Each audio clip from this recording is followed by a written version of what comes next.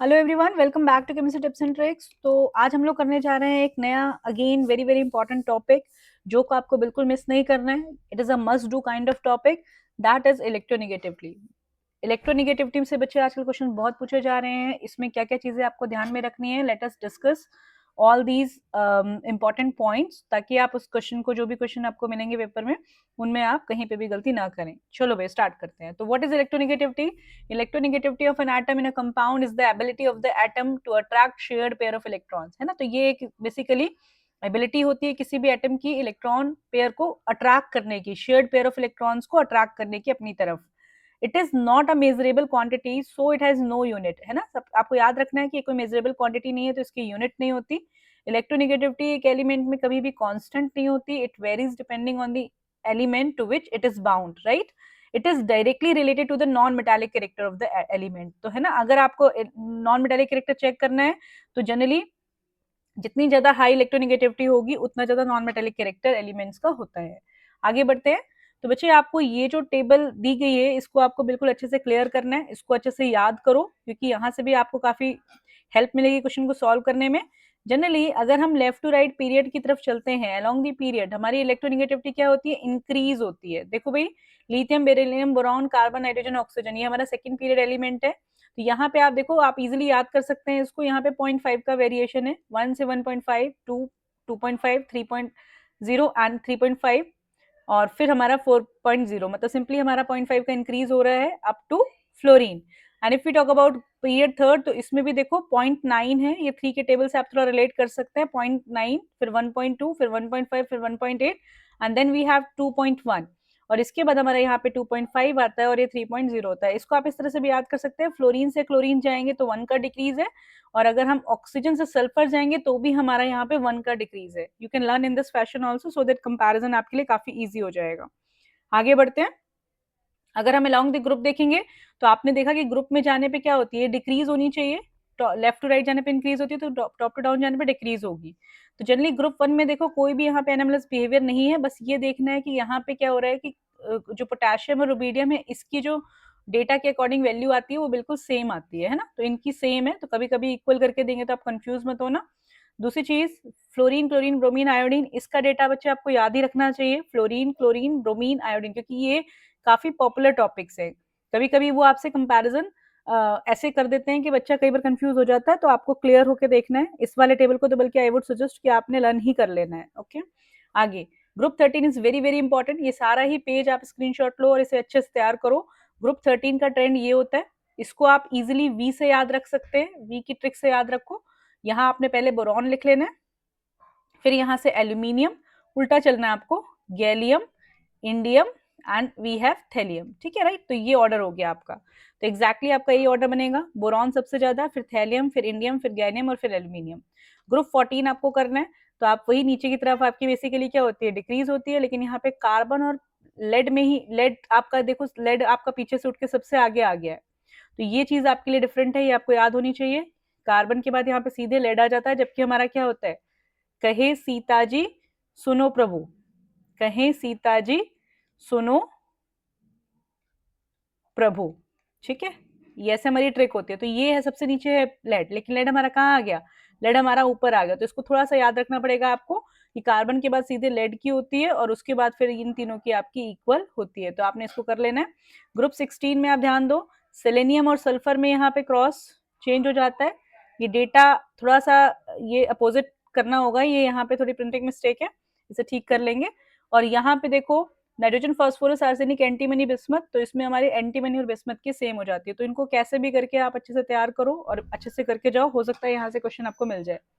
Next बच्चे, आपको पता होना चाहिए कि इलेक्ट्रोनिगेटिविटी के 3 स्केल होते हैं मेजर करने के। एक होता है पाउलिंग स्केल, और इसी को हम लोग मोस्ट पॉपुलरली यूज करते हैं। जो अभी तक हमारे डेटा हमारे एनसीईआरटी में दिए हैं वो इसी स्केल पे बेस्ड है। इसमें बच्चे इलेक्ट्रोनिगेटिविटी डिफरेंस देखा जाता है, एक्स से एक्स बी का जो एटम है उसकी इलेक्ट्रोनेगेटिविटी डिफरेंस मेजर किया जाता है टू एटम्स के बीच में। और इसके लिए हमारा फॉर्मूला यूज किया जाता है यहाँ पे 0.208 अंडर रूट डेल्टा। ठीक है, अब इसको यहाँ पे डेल्टा का फॉर्मूला आपको गिवन है, आप इसे रीड कर लेना, कभी यहाँ से क्वेश्चन बन सकता है। और मोलिकन स्केल क्या होता है, मोलिकन स्केल में हम लोग इलेक्ट्रॉन एफिनिटी और बेसिकली आयनाइजेशन एंथैल्पी और इलेक्ट्रॉन एफिनिटी का एवरेज लेते हैं।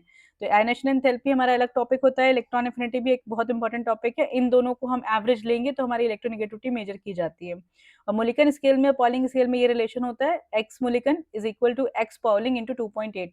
मान लो कोई क्वेश्चन ऐसे बना दिया गया, आपको पॉलिंग स्केल पे इलेक्ट्रोनेगेटिविटी दी गई और पूछा है कि मोलिकन पे निकालो, तो आपने 2.8 से जस्ट मल्टीप्लाई करके इसको निकाल देना है, ठीक है। तो इसको अच्छे से पढ़ जाना। नेक्स्ट है आपका ऑलरेड रॉको स्केल। तो ऑलरेड रॉको स्केल बेसिकली एक बार इसमें पीछे से क्वेश्चन आया हुआ था कि सिंपली जेड इफेक्टिव में कौन सा स्केल यूज किया जाता है। तो आपको ध्यान रखना है कि जेड इफेक्टिव जो है, यानी कि इफेक्टिव न्यूक्लियर चार्ज है, उसका यूज कौन से स्केल में किया जाता है इलेक्ट्रोनेगेटिविटी को मेजर करने के, ऑलरेड रॉको स्केल में, ठीक है। तो ये फॉर्मूला दिया हुआ है, आप इसे रीड कर लेना। इफेक्टिव न्यूक्लियर चार्ज और आर पे बेस्ड हमारी जो होता है स्केल, वो हमारा ऑलरेड रॉको स्केल कहलाता है, right. Let us solve some question. तो ये देखो, ये 2025 में क्वेश्चन आया हुआ है। तो सबसे पहले यहाँ पे इलेक्ट्रॉनिक कॉन्फ़िगरेशन दिया है, तो व्हाट कैन यू डू, यहाँ पे लिख लो एलिमेंट। जैसे मान लो तुम्हारा यहाँ पे ये है, कौन सा एलिमेंट रिप्रेजेंट कर रहा है, नाइट्रोजन, फिर हमारा क्या है ऑक्सीजन, फिर हमारा क्या है फ्लोरीन, और फिर हमारा यहाँ पे क्या है 2 यानी कि कार्बन, राइट। तो 6 है इसका एटॉमिक नंबर, तो ये कार्बन हो गया।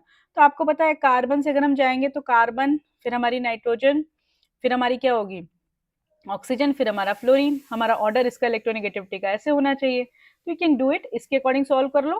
तो सबसे ज्यादा किसका होगा, सी का, उसके बाद फिर क्या होगा, बी होगा, उसके बाद ए, और फिर डी। तो A must be the right answer, ठीक है। तो ये इजी क्वेश्चन है, इसको आप सिंपली कंपैरिजन से कर सकते हैं। आगे बढ़ते हैं। तो 2025 में ही दूसरे शिफ्ट में पूछा गया है कि which of the following electronegativity order is incorrect, कौन सा आपका इनकरेक्ट ऑर्डर है। तो बच्चे देखो, यहाँ पे क्या दिया है, बोरॉन, एल्यूमिनियम। आपको डेटा वैसे मैंने पहले ही सिखा दिया है, आप उससे भी देख सकते हैं। मान लो अगर आपको कोई कंफ्यूजन हो तो आप थोड़ा चेक कर लो। नाइट्रोजन इधर होगा, बोरॉन इधर होगा, एल्यूमिनियम इधर होगा, और मैग्नीशियम इधर होगा, है ना। तो हमने देखा था इधर को बढ़ती है लेफ्ट टू राइट, इसकी हमारी ऊपर ज्यादा होगी, इससे बोरॉन की ज्यादा होगी, और ये ऑर्डर होना चाहिए। पर पहले वाले में इन्होंने बच्चे क्या दे दिया, फर्स्ट वाले में इन्होंने मैग्नीशियम को ज्यादा दे दिया। और अगर हम डेटा के अकॉर्डिंग चले तो हमने वहां पे ट्रिक से भी याद किया था कि जब हमारा सेकंड ग्रुप होता है, let me show you that, ठीक है। ये आपने यहाँ पे याद किया था कि, और ये आपको याद भी करना था कि सोडियम हमारा 0.9 है, ये 1.2 है, और एल्यूमिनियम 1.5 है। तो ये तो हमारा बढ़ रहा है ना। पर इस डेटा में इन्होंने क्या दे दिया है, इन्होंने यहाँ पे किसको ज्यादा दिखाया है, इन्होंने यहाँ पे मैग्नीशियम को ज्यादा दिखाया है, जबकि मैग्नीशियम का कम होता है, 0.9 होता है सोडियम का, इसका होता है 1.2, और फिर हमारा एल्यूमिनियम का होता है 1.5। तो ये डेटा ही हमें दिखा रहा है कि फर्स्ट ही हमारा इनकरेक्ट है। तो answer will be A only for this question, others you can check later on. आगे बढ़ते हैं।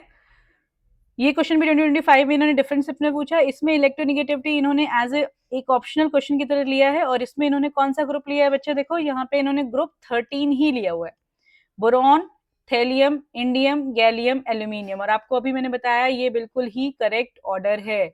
इसको हमने कैसे याद किया है, इसको हमने वी से याद किया है। हम यहाँ से शुरू करेंगे। what we are going to do what we are going to do just 1 minute।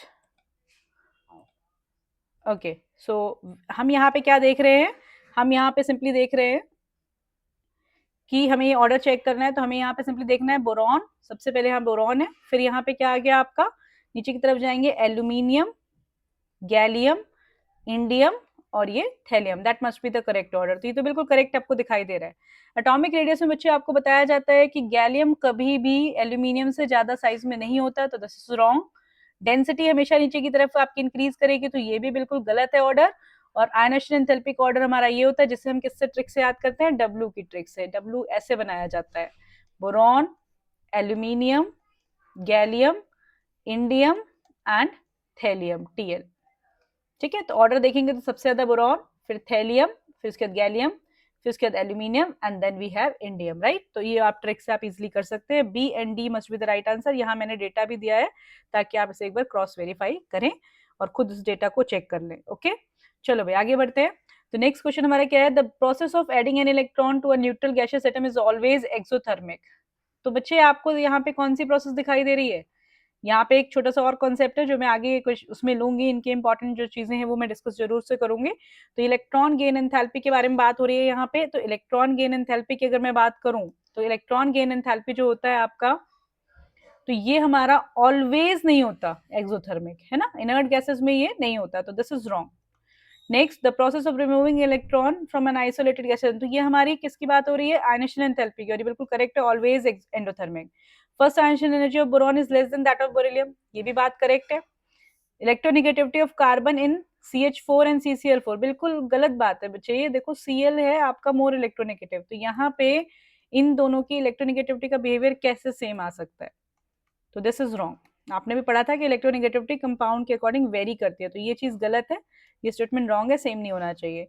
Li is most electropositive element, तो नहीं भाई, सीजियम होगा इस ग्रुप का मोस्ट इलेक्ट्रोपॉजिटिव एलिमेंट। तो कौन कौन से करेक्ट है हमारे? हमारा यहाँ पे सेकंड करेक्ट है और थर्ड करेक्ट है, मतलब B and C would be the right answer. ठीक है बच्चे, तो आपने देखो बेसिक वे में अंडरस्टैंड किया कि इलेक्ट्रोनिगेटिविटी के लिए हमें क्या क्या चाहिए। इलेक्ट्रोनिगेटिविटी हमारा बेसिकली होता क्या है, आपने देखा यहाँ पे किस तरह से आपका अलोंग द पीरियड वेरिएशन हो रहा है, किस तरह अलोंग द ग्रुप वेरिएशन हो रहा है। This chart is most important for this lecture, okay. और ये आपको अच्छे से कर लेना है, बाकी थोड़ा सा ब्रीफली आपको पता होना चाहिए तीनों स्केल्स के बारे में। So with this we are done today, thank you so much, मिलते हैं next very very important topic में, सी यू अगेन।